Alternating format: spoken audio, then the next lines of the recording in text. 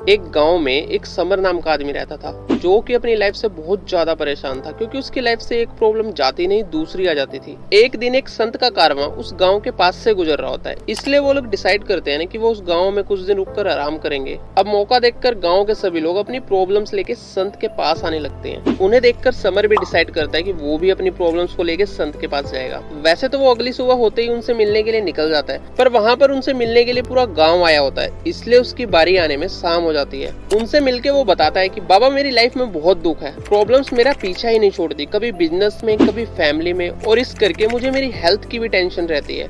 संत मुस्कुराते हैं और कहते हैं बेटा अब तो काफी लेट हो गया, इसलिए मैं तुमसे कल बात करूंगा, पर आज रात मुझे तुम्हारी एक मदद चाहिए। मैं चाहता हूँ कि मेरे कारवां में जो सैकड़ों ऊंट है ना, तुम उनका आज रात ध्यान रखो और जब सब ऊंट बैठ जाएं, उसके बाद तुम सो सकते हो। अगली सुबह संत उससे पूछते हैं कि क्या तुम अच्छे से सोए, जिस पर वो जवाब देता है कि बाबा पूरी रात कोशिश करने के बाद भी मैं सभी ऊँटों को एक साथ नहीं बैठा पाया। संत उसे समझाते हुए कहते हैं कि फर्क नहीं पड़ता, तुम कितनी भी कोशिश कर लो, तुम सारे ऊँटों को एक साथ नहीं बैठा सकते। कुछ को तुमने बहुत मेहनत करके बैठाया होगा और कुछ तुम्हारी काफी कोशिश के बाद भी नहीं बैठे होंगे। ठीक ऐसे ही प्रॉब्लम्स भी होती हैं, कुछ को तुम खुद एफर्ट्स करके सॉल्व कर सकते हो और कुछ तुम चाहे लाख कोशिश कर लो, वो वैसी की वैसी ही रहती हैं और सही समय आने पर खुद ही सॉल्व हो जाती हैं। इसलिए हमें प्रॉब्लम्स को लेके जितना हो सके प्रैक्टिकली सोचना चाहिए, जिससे हम अपने वॉरी को भी कॉन्कर कर पाएंगे, जो कि हमारी आज की वीडियो का पहला पॉइंट है।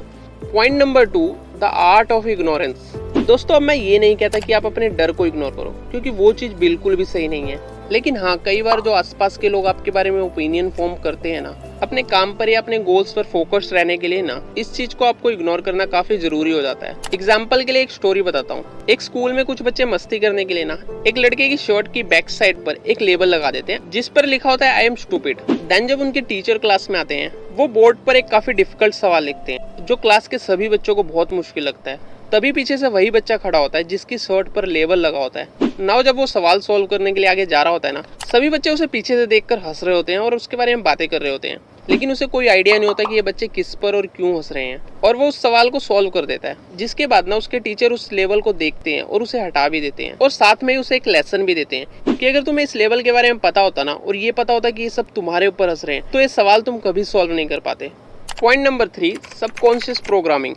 देखो हमारे ब्रेन को ना उसके काम करने के तरीके के हिसाब से 2 हिस्सों में बांटा गया। पहला है कॉन्शियस माइंड जो कि हमारा लॉजिकल ब्रेन होता है, और दूसरा है सबकॉन्शियस माइंड जो कि लॉजिकली काम नहीं करता, ये हमारे बिलीफ्स के अकॉर्डिंग काम करता है, जिसे सही गलत या पॉसिबल इम्पॉसिबल का इतना आइडिया नहीं होता। इसे अगर आप विश्वास दिला दोगे कि आप इस दुनिया के बेस्ट रनर हो ना, तो ये आपकी इंटरनल बॉडी को एक रनर की तरह तैयार करने लगेगा। या आप इसे रोज रोज सजेशन दोगे ना कि आप एक अच्छे स्विमर हो, तो ये आपकी बॉडी में ऐसे चेंजेस लाने शुरू कर देगा जिससे आपको एक अच्छा स्विमर बनने में मदद मिलेगी। कैरोली टैकेस जो कि एक 25 मीटर पिस्टल शूटर थे, उनका सीधा हाथ ना वॉर में ग्रेनेड फटने की वजह से डैमेज हो गया था, जिसके बाद उन्होंने डिसाइड किया कि अब वो अपने लेफ्ट हैंड से ही कम्पीट करेंगे। लोगों को लगा कि एक बचकानी बात है, कैसे एक राइट हैंडर लेफ्ट हैंड से कम्पीट कर सकता है, वो भी ओलंपिक्स में।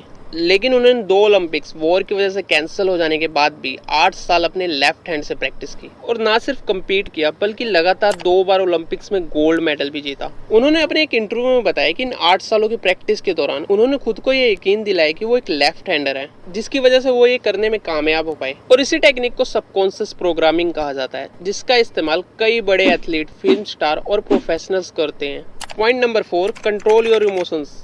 एक राहुल नाम का लड़का होता है जो कि काफी गुस्से वाला होता है, और वो ना हर छोटी बड़ी चीज पे बहुत गुस्सा करता है। जब उसके फादर उसकी इस आदत से परेशान हो जाते हैं ना, तो उसे कहते हैं कि जब भी उसे गुस्सा आए ना, वो सामने वाली दीवार पर एक कील ठोक दे। देन पहले कुछ दिन वो दीवार पर काफी कीलें ठोकता है, पर धीरे धीरे उन कीलों का नंबर कम होने लगता है, और एक दिन ऐसा आता है जिस दिन वो दीवार पर एक भी कील नहीं ठोकता, क्योंकि अब वो सोचता है कि गुस्सा दबा लेना और शांत रहना दीवार पे कील ठोकने से कई ज्यादा आसान है। इसके बाद उसके फादर उससे कहते हैं ना कि जिस दिन तुम्हें बिल्कुल भी गुस्सा ना आए, तुम एक कील दीवार से वापस निकाल देना। अब क्योंकि वो अपने गुस्से को कंट्रोल करना सीख गया था, इसलिए थोड़े ही दिनों में वो सारी कीलें निकाल देता है, और सारी कीलें निकालने के बाद उसके फादर उसे एक लेसन देते हैं और कहते हैं कि ये कीलें ना तुम्हारे गुस्से की तरह ही हैं, और इन्हें निकालने के बाद दीवार पर जो छेद रह जाते हैं ना, वो उस घाव की तरह हैं जो तुम गुस्से में दूसरों को देते हो, जो हमेशा के लिए रह जाते हैं। दोस्तों वीडियो अगर आपको अच्छा लगा हो तो वीडियो को लाइक जरूर करें, और आने वाली वीडियोस के लिए हमारे चैनल को सब्सक्राइब करना बिल्कुल ना भूलें।